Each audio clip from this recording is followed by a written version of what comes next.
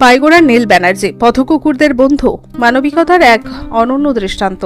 মানুষের এই ব্যস্ত জীবনের ভিড়ে যেখানে অনেকেই নিজের জন্য সময় বের করতে পারেন না, সেখানে খয়রাশোলের পাইগোড়া গ্রামের এক যুবক নিজের 21 বছর বয়সেই এমন এক কাজ শুরু করেছেন যা আজ গোটা এলাকার মানুষের মন জয় করে নিয়েছে। তার নাম নীল ব্যানার্জি।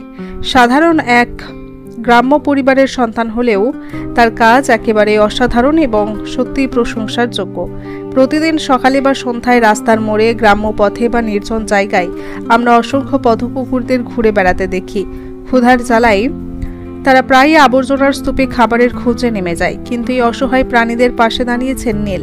তিনি কেবল কথা দেননি, প্রতিদিন নিজের হাতে সেই প্রতিশ্রুতি পূরণ করছেন। নীলের সংস্থা জীব সেবা সমিতি নামে, যার উদ্দেশ্য স্পষ্ট।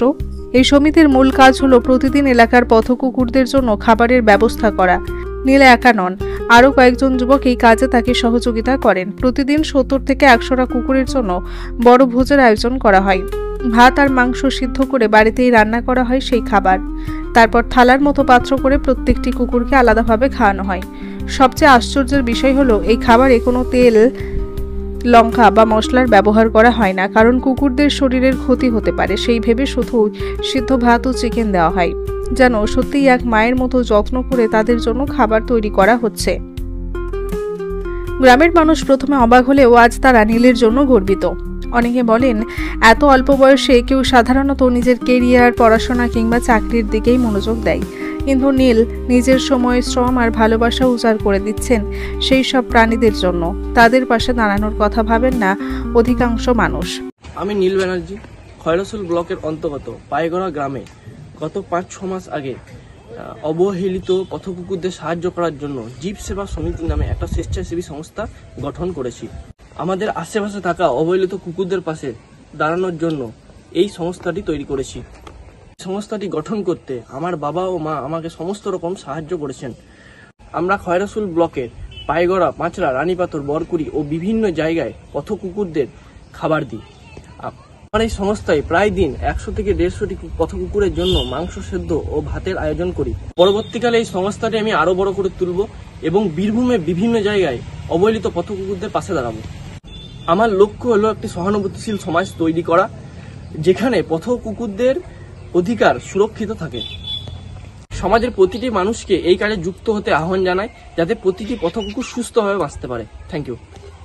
এই কাজ শুধু খাবার দেওয়ার মধ্যেই সীমাবদ্ধ নয়। নীল নিজে বিশ্বাস করেন প্রাণীরা মানুষেরই মতো সমাজের অংশ। তারা কথা বলতে পারে না, কিন্তু তাদেরও অনুভূতি আছে, ক্ষুধা আছে, আর সেই ক্ষুধার কষ্ট মেটানোই তার জীবনের সবচেয়ে বড় লক্ষ্য। এই খবর ছড়িয়ে পড়ার পর আশেপাশের এলাকায় অনেকেই অনুপ্রাণিত হচ্ছেন। কেউ কেউ অর্থ দিয়ে সাহায্য করতে চাইছেন, আবার কেউ নিজের সময় দিয়ে এই কাজে যুক্ত হতে আগ্রহী হচ্ছেন। নীল ব্যানার্জির এই মানবিক উদ্যোগ প্রমাণ করে দেয়, মানুষের বড় হওয়ার জন্য টাকা পয়সা, বাড়ি গাড়ি বা খ্যাতির প্রয়োজন নেই, দরকার কেবল একটা বড় মন। তার এই দৃষ্টান্ত শুধু পাইগোড়া নয়, গোটা সমাজের জন্য শিক্ষণীয়। আমরা যদি প্রত্যেককে সামান্য একটু করেও অসহায় প্রাণীদের পাশে দাঁড়াই, তবে পৃথিবী সত্যিই আরো সুন্দর হয়ে উঠবে। নীলের স্বপ্ন একদিন তার এই জীব সেবা সমিতি আরো বড় হবে। তিনি চান আরো বেশি মানুষ এগিয়ে আসুক এবং প্রত্যেকটি প্রাণী অন্তত দিনে একবেলা তৃপ্তির সঙ্গে খাবার খেতে পারে। যেন তার বিশ্বাস, মানুষ চাইলে প্রতিটি প্রাণীর জীবনে হতে পারে ভালোবাসায় ভরা।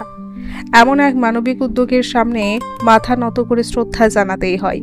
21 বছরের নীল ব্যানার্জি আমাদের চোখে এক অনন্য প্রেরণা। খান সাহিল মাঝারের প্রতিবেদন, জনকণ্ঠ টিভি নিউজ, বীরভূম।